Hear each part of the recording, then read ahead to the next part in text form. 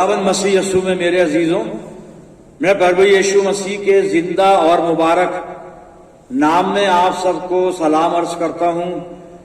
आपको वेलकम कहता हूं आज की इस आराधना में। मेरे अजीजों, पिछले 2 इतवारों में आपने रेवरेंड दलेर मसीह और पास्टर सैमसन मसीह जो मेरे हम खिदमत गुजार हैं उनसे खुदावंद का कलाम सुना था। और आज खुदा बाप की पाक मर्जी और उसके हुक्म के मुताबिक आज मैं आपकी इस खिदमत के लिए हाजिर हुआ हूं। आज मैं आपके साथ हूं। परमेश्वर का धन्यवाद करते हैं इस मुबारक समय के लिए। कलाम का जो हिस्सा खुदा बाप ने मुझे दिया है अपनी बाइबल में, इसको खोल लें। पतरस की दूसरी पत्री और 3 अध्याय 8 से 13 पद मैं आपके सामने पढ़ूंगा। 2 Peter chapter 3 verse beginning from 8 to 13। दूसरा पतरस 3 अध्याय 8 से 13 पद आप अपनी बाइबल में देखिए। मैं उर्दू की बाइबल में पढ़ता हूं, आप अपनी बाइबल में देखिएगा। दूसरा पतरस 3 अध्याय 8 से 13 पद। आए अजीजो, ये खास बात तुम पर पोशीदा न रहे कि खुदावंद के नजदीक एक दिन 1000 बरस के बराबर है और 1000 बरस एक दिन के बराबर। खुदावंद अपने वायदे में देर नहीं करता, जैसी देर बाज लोग समझते हैं, बल्कि तुम्हारे बारे में तहम्मुल करता है, इसलिए कि किसी की हलाकत नहीं चाहता, बल्कि ये चाहता है कि सबकी तौबा तक नौबत पहुंचे। लेकिन खुदावंद का दिन चोर की तरह आ जाएगा। उस दिन आसमान बड़े शोर और गुल के साथ बर्बाद हो जाएंगे और इजराम फलक हरारत की शिद्दत से पिघल जाएंगे और जमीन और उस पर के काम जल जाएंगे। 11वीं आयत से पढ़ रहा हूं। जब ये सब चीजें इस तरह पिघलने वाली हैं तो तुम्हें पाक चाल चलन और दीनदारी में कैसा कुछ होना चाहिए और खुदा के उस दिन के आने का कैसा कुछ मुंतजिर और मुश्ताक रहना चाहिए, जिसके बाइस आसमान आग से पिघल जाएंगे और इजरा में फलक हरारत की शिद्दत से गल जाएंगे। लेकिन उसके वायदे के मुवाफिक नए आसमान और नई जमीन का इंतजार करते हैं, जिनमें रास्तबाजी बसी रहेगी। मैं 13वें पद को फिर से पढ़ना चाहूंगा। लेकिन उसके वायदे के मुताबिक हम नए आसमान और नई जमीन का इंतजार करते हैं, जिनमें रास्तबाजी बजी रहेगी। खुदावंद की बड़ी बरकत उसके पाक कलाम के पढ़े जाने और सुने जाने पर हो। आमीन। आइए प्रार्थना करें। खुदावंद हमारे प्यारे आसमानी बाप, बड़े अदब के साथ हलीमी और फिरोतनी की रूह में होकर हम तेरे पाक कदमों पर सर झुकाए हुए हैं, इस ईमान के साथ कि तू हमारे साथ है, हमारे बीच में मौजूद है। प्यारे खुदा बाप, ये समय है तेरे वचन पर मनन करने का। हम सबको पवित्र आत्मा से मसा कर कि हम पवित्र आत्मा की अगुवाई में होकर दयालु पिता तेरे वचन को सुने, समझे और इसको अपनी जिंदगियों में जज्ब करें और ये हमारी जिंदगियों में जड़ पकड़े और बहुत सा फल लाए। पिता परमेश्वर, जब हम तेरे पाक मजबे पर से उठकर रुखसत होते हैं तो तुझसे बहुत सी रूहानी बरकत लेकर जाएं। दुआ करते हैं खुदा बाप, हमारे चारों तरफ पाक फरिश्तों की सेना का बाड़ा बांधना कि शैतान हमें किसी भी तरह से दखल ना दे सके। अपनी जिंदगियों को तेरे अधिकार में देते हैं पिता परमेश्वर, वचन के द्वारा हमसे बात करना। हम ये प्रार्थना तेरे प्यारे पुत्र अपने उद्धार करता प्रभु यीशु मसीह के जिंदा और मुबारक नाम के वसीले से मांगते हैं। सुन और कबूल कर ले। आमीन। अजीजों, एक बार फिर हम परमेश्वर का धन्यवाद करते हैं आज की अच्छी संगति के लिए, इस मुबारक वक्त के लिए। कॉन्टेक्स्ट जो है, पतरस जो लिख रहा है इन आयात में जो पढ़ी गई हैं, यानी दूसरे पतरस के 3 अध्याय की 8 से 13 पद पढ़े। इसके 11वें पद को मैं रिपीट कर रहा हूं और उसी 11वें पद के इर्द गिर्द हम बातचीत करेंगे। आप इसका 11वां पद देखिए, दूसरा पतरस 3 अध्याय 11वां पद आप अपनी बाइबल में देखिएगा मेहरबानी से। यहां पे लिखा है, जब ये सब चीजें इस तरह पिघलने वाली हैं, यानी जमीन और आसमान, चांद सितारे वगैरह सारी चीजें, जब ये सब चीजें इस तरह पिघलने वाली हैं तो तुम्हें पाक चाल चलन और दीनदारी में कैसा कुछ होना चाहिए। इसको इंग्लिश में इस तरह से लिखा गया है, what manners of persons ought you to be. हम इसी आयत पे थोड़ा सा ध्यान देंगे। मैं ये बता रहा था अभी के पतरस ने जो कॉन्टेक्स्ट लिया है, उसके जो जहन में चल रहा है, वो कुछ लोगों को देख रहा है, कुछ लोगों की बातों को सुन रहा है, कुछ लोगों के ख्यालात उस तक पहुंचाए गए हैं, बातें उस तक पहुंचाई गई हैं। और ये लोग कौन लोग हैं? ये कुछ लोग हैं जो खुदावंद मसीह यीशु की सेकंड कमिंग को लेकर, प्रभु यीशु मसीह के दूसरे आगमन के संदर्भ में उसके बारे में ठट्टा कर रहे हैं, मजाक कर रहे हैं कि भाई इतने साल हो गए वो आया नहीं। सब कह रहे हैं बस आने वाला है, आने वाला है। वो भी कहता था कि देख मैं शीघ्र आने वाला हूं, प्रकाशित वाक्य में जो लिखा हुआ है, लेकिन आया तो नहीं। और सब कुछ ठीक है, दुनिया में सब अच्छा चल रहा है, लोग खाते हैं पीते हैं, घर बनाते हैं, पेड़ लगाते हैं, शादी ब्याह होते हैं, सब कुछ हो रहा है। कहां आया खुदावंद मसीह यीशु? 2023 साल हो गए, कहां आया? और सब कुछ चल रहा है दुनिया में, सब कुछ हो रहा है। तो ये लोग ठट्टा उड़ा रहे हैं, कह रहे नहीं आएगा खुदावंद मसीह यीशु, जी बातें ही बातें हैं, उसे नहीं आना, वो नहीं आएगा। आना होता तो आ जाता। उसने कहा मैं जल्दी आने वाला हूं, तो भाई जल्दी आना चाहिए ना। वो बता रहा है कि खुदावंद के नजदीक 1000 बरस एक दिन के बराबर है, एक दिन 1000 बरस के बराबर है। तो आप उस वक्त को, जो खुदा का वक्त है, आप कैलकुलेट नहीं कर सकते। और उसकी वजह यह है कि परमेश्वर जो है इटर्नल है, उसका ना पास्ट है ना फ्यूचर है, वो प्रेजेंट में रहता है, लामहदूद खुदा है, उसकी कोई बाउंड्री नहीं है, कोई उसकी सीमा नहीं है। हम सीमित हैं, हमारी सीमा यह है 80 साल, 100 साल, 125 साल, 150 साल। 150 साल तो कोई भी नहीं जीता, लेकिन चलो मैं बोल देता हूं, अब इससे बढ़कर तो क्या सोच लेंगे हम। पर 150 साल बाद तो जाना है ना, दुनिया छोड़नी, हालांकि कोई रहता नहीं 150 साल तक। जो वर्ल्ड का रिकॉर्ड है, अगर वो सच्चा है, अगर सच्चा है, तो 125 या 130 साल के आसपास का है। हम तो यकीन नहीं करते, लेकिन चलो मान लेते हैं। तो मैंने 150 साल कर दिया, तो हम सीमित हो गए ना 150 साल में। परमेश्वर नहीं है ना साल में, ना महीने में, ना दिन में। तो उसने जो वक्त दिया है, उस वक्त को हम अपने कैलकुलेशन से हम नहीं जान सकते कि भाई इतने दिन हो गए, 2023 साल हो गए। बस पतरस बता रहा है कि खुदा का जो कैलकुलेशन है दिनों का, सालों का, 1000 बरस एक दिन के बराबर, एक दिन 1000 बरस के बराबर है। और भजन संहिता 94 में जबूर नबी लिखता है, गॉड इज इटर्नल, उसका पास्ट नहीं है, फ्यूचर नहीं है, प्रेजेंट में रहता है, बस था, है और रहेगा। अब आगे पतरस कहता है, कुछ लोग सोच रहे हैं वो देर करता है। देर नहीं करता, स्लैकनेस नहीं है यीशु मसीह के आने में, पेशेंस है, वो धैर्य धरता है साहब। और धैर्य इसलिए धरता है, यहां पे पतरस ने आगे लिखा है, ताकि हर एक को तौबा का मौका मिले, हर एक को मन फिराव का अवसर मिल जाए। इसलिए प्रभु इंतजार करता है। स्लैकनेस नहीं है, सुस्ती या देरी नहीं है, ऐसा नहीं है, पेशेंस है, धीरज है, धैर्य है। और धैर्य इसलिए है कि दाऊद भजन संहिता 103:8 पद में कहता है खुदा के बारे में, वो दयालु है, अनुग्रहकारी है, और विलंब से क्रोध करने वाला है और करुणा करने वाला है। ऐसा खुदा है हमारा। लेकिन आएगा जरूर, उसके आने का टाइम किसी को नहीं मालूम। और उसके आने को जो बाइबल बता रही है, खुदावंद मसीह यीशु ने तीन जगह बाइबल में अपनी ज़बान मुबारक से फरमाया है। मत्ती 24:43 और 44 पद आप नोट करते चलिए, मैं पढ़ूंगा नहीं। प्रकाशित वाक्य 3 अध्याय 3 पद, प्रकाशित वाक्य 16 अध्याय 15 पद। तीनों जगह यीशु मसीह कहता है मैं चोर की तरह आऊंगा। यानी मतलब जैसे चोर का किसी को नहीं मालूम होता ना कब आएगा, ऐसे खुदावंद मसीह यीशु आएगा।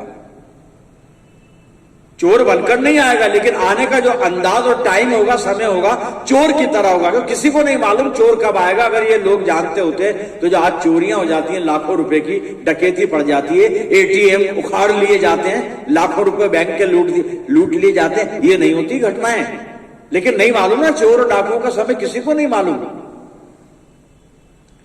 तो उसके आने का नहीं। लेकिन जो 11वां पद, अब यहां से सरमन शुरू होता है। 11वें पद में जो पतरस लिख रहा है कि जब ये सब चीजें इस तरह पिघलने वाली हैं तो तुम्हें पाप चाल चलन और दीनदारी में कैसा कुछ होना चाहिए, what manner of person ought you to B.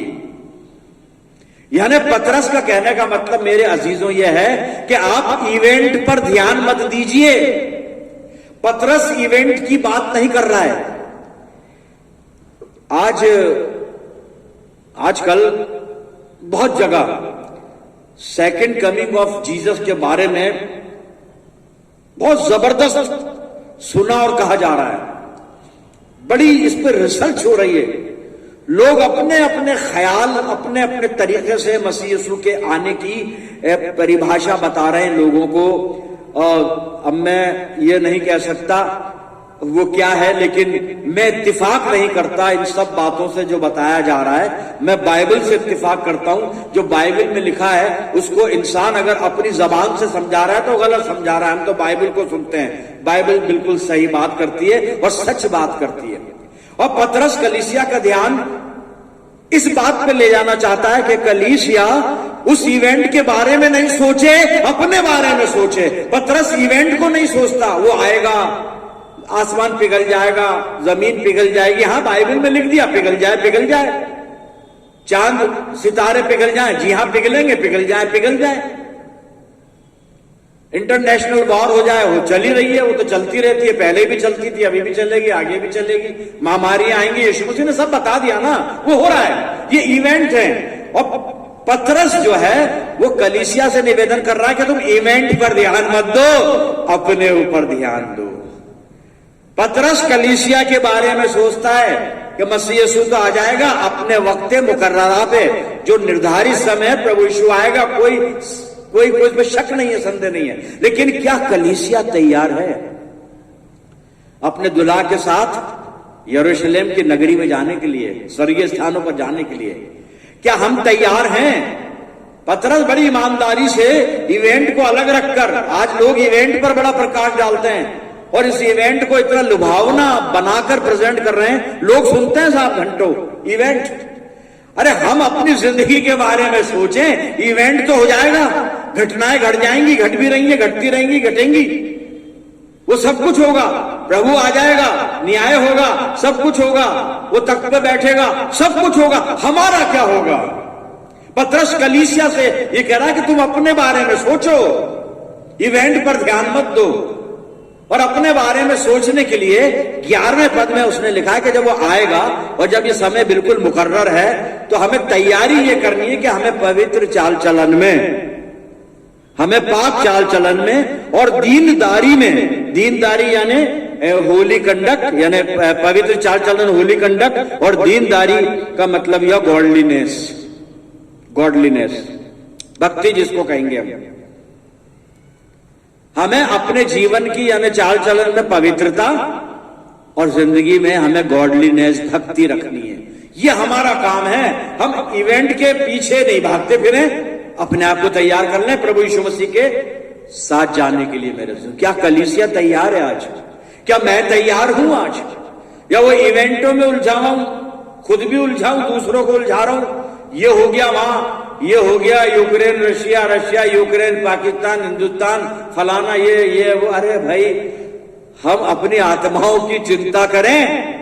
पतरस यही कह रहा है कि तुम्हें मालूम है ये सब कुछ होगा, तो तुम तो अपने चाल चलन पर गौर करो कि तुम्हारा चाल चलन पवित्र है या नहीं है, और अपनी जिंदगी के बारे में सोचो कि तुम्हारा आत्मिक जीवन गॉडलीनेस में है या नहीं है, भक्ति में है या नहीं है, तुम दीनदारी के साथ हो या नहीं हो। आज मुझे सोचना है कि मेरा जीवन क्या है। क्या मैं होली कंडक्ट के साथ जी रहा हूं? क्या मैं गॉडलीनेस के साथ जी रहा हूं? क्या आज कलीसिया में ये दो बातें पाई जाती हैं जो पतरस उम्मीद कर रहा है कि ये हमारी जिंदगी में हो? कह रहा कैसा होना चाहिए तुम्हें? पवित्र चाल चलन में कैसा होना चाहिए? भक्ति में कैसा होना चाहिए? वो कैसा जो है बड़ा जो है अनलिमिटेड वर्ड है। वो कैसा, हम कितना पाक बन सकते हैं, ये हमें कोशिश करनी है। पवित्रता में किस पीक तक हमें पहुंचना है, ये हम सोचें बैठकर। भक्ति में हमें कहां तक पहुंचना है, ये हम सोचें बैठकर। प्रयास करें उस गॉडलीनेस के लिए कि हमें उस गॉडलीनेस में भी किस पीक पर, किस चोटी पर, किस ऊंचाई पर पहुंचना है। मेरे आज मेरे आत्मिक जीवन और मेरे जीवन के अंदर जो पवित्रता है उसका क्या हाल है। ये क्रिश्चियन स्टैंडर्ड बताया है पतरस ने, क्रिश्चियन स्टैंडर्ड है ये पवित्र चाल चलन। मैं एक हवाला पढ़ने जा रहा हूं, यिर्मयाह 17 अध्याय और 10 पद में। सुनिएगा आप क्या कहता है यिर्मयाह, सुनिएगा। यिर्मयाह 17:10, मैं यहोवा मन को खोजता और हृदय को जांचता हूं, ताकि प्रत्येक जन को उसके चाल चलन के अनुसार अर्थात उसके कामों का फल दूं। खुदा ना चाल चलन को जांचता है साहब। Baptism certificate, confirmation certificate, church membership, मैं कितना प्रचार कर लेता हूं, कैसा प्रचार कर लेता हूं, कितनी दहकी दे देता हूं, कितना चैरिटी कर लेता हूं, ये अन्य जातियां भी कर रही हैं। लेकिन मेरा चाल चलन कैसा है? यिर्मयाह 17:10 पढ़ा मैंने। पहला पीटर 1:15 भी मैं पढ़ता हूं, आप सुनिएगा। यहां पे ये पतरस क्या है? पतरस यहां पे लिखता है, जैसा तुम्हारा बुलाने वाला पवित्र है वैसे ही तुम भी अपने सारे चाल चलन में पवित्र बनो। बस बात कंक्लूड कर दी उसने एक पद के अंदर। और ये हम जानते हैं कि हमारा खुदा कितना पवित्र है।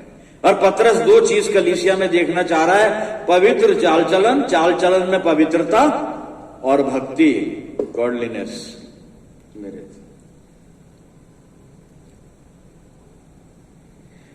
पौलुस ने इस के बारे में कुछ लिखा है और मैं फिलिप्पियों की पत्री और पहला अध्याय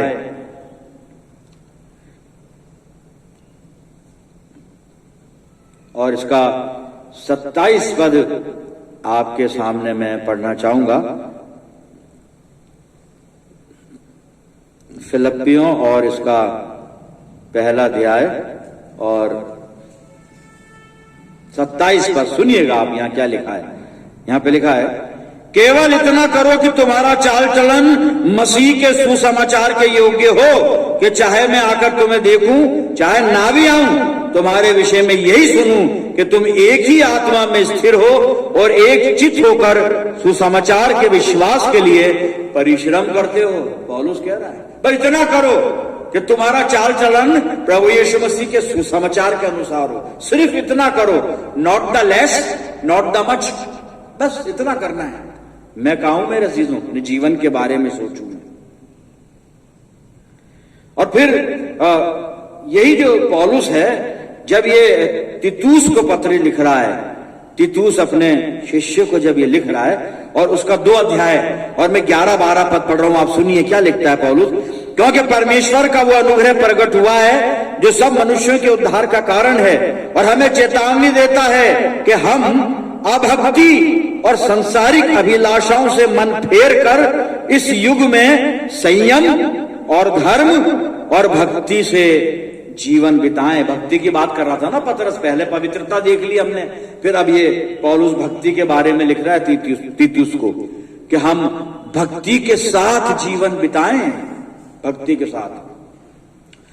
अब सवाल ये आता है, पादी साहब हम चर्च आते हैं, दुआ करते हैं, बाइबल पढ़ते हैं, बाइबल पढ़ा भी देते हैं, सुसमाचार सुनते हैं, सुसमाचार सुना भी देते हैं, ये सब कुछ करते हैं, ये भक्ति। अब और भक्ति क्या चाहिए? सब भक्ति समझ तो ले, भक्ति है क्या?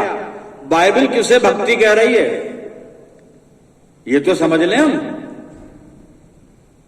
याकूब ने भक्ति की डेफिनेशन लिखी है। मैं याकूब की पत्री 1 अध्याय और 26 और 27 पद पढ़ूंगा प्रियजनों।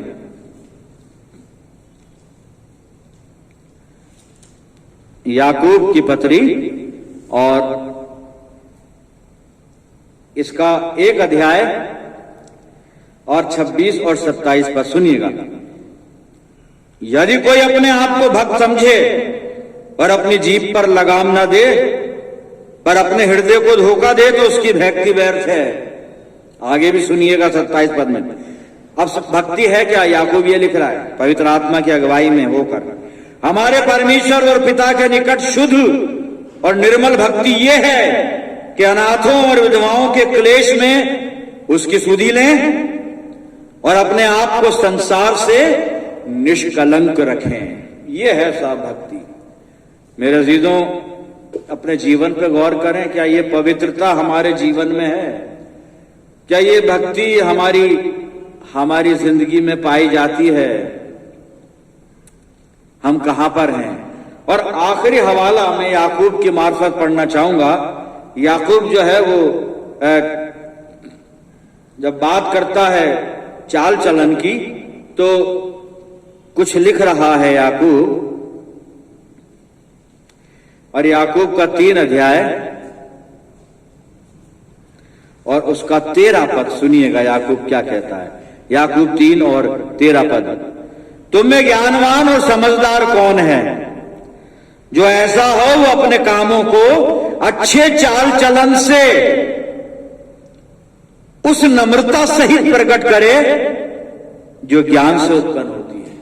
हमें अपने चाल चलन को प्रकट भी करना है, जाहिर भी करना है, और खुदा बाप करे कि ये दोनों चीजें मेरे यानी हमारे जीवन में पाई जाएं, पवित्र चाल चलन और वो भक्ति जो परमेश्वर चाहता है प्रियजन, ताकि हम तैयार रहें अपने आत्मिक दुल्हा के लिए, अर्थात प्रभु यीशु मसीह के दूसरे आगमन के लिए। जब वो आता है तो हम निराश ना हो जाएं, बल्कि उसके साथ स्वर्गीय स्थानों में प्रवेश करें। पिता परमेश्वर इस वचन के द्वारा हम सबको आशीष प्रदान करें।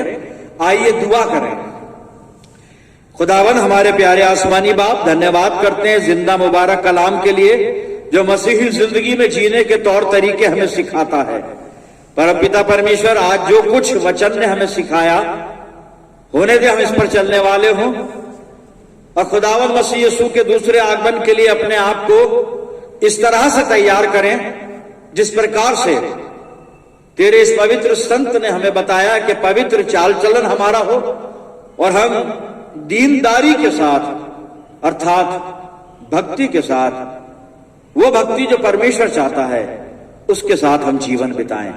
प्रभु जी, हम सबकी पवित्र आत्मा के द्वारा अगुवाई कर अपनी जिंदगियों को तेरे इख्तियार में देते हैं। पिता परमेश्वर, मैं दुआ करता हूं जितने लोग मेरे साथ इस दुआ में जुड़े हुए हैं, सब अजीजों पर तेरी शफकत, रहमत और बरकत का साया हमेशा हमेशा इन पर बरकरार रहे।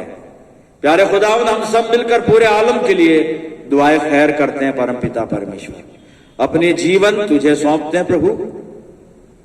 हमें संभालना, हमें सही राहों पर चलाना, अपनी आज्ञा का पालन हमारे जीवन में करवाना पिता परमेश्वर, और दुष्ट की तमाम चालों से सुरक्षित रखना। सब कुछ तेरे हवाले प्रभु अपना करते हैं, और ये प्रार्थना तेरे प्यारे पुत्र, अपने उद्धारकर्ता और जीवन देने वाले खुदावंद यीशु मसीह के जिंदा और मुबारक नाम के वसीले से मांगते हैं। सुन और कबूल कर ले, आमीन। अब हमारे प्रभु यीशु मसीह का अनुग्रह, पिता परमेश्वर का प्रेम, पवित्र आत्मा की सहभागिता हम सब के साथ, समस्त विश्वासियों के साथ, हमारी सब कलीसियाओं के साथ अब से लेकर हमेशा तक होती रहे। आमीन।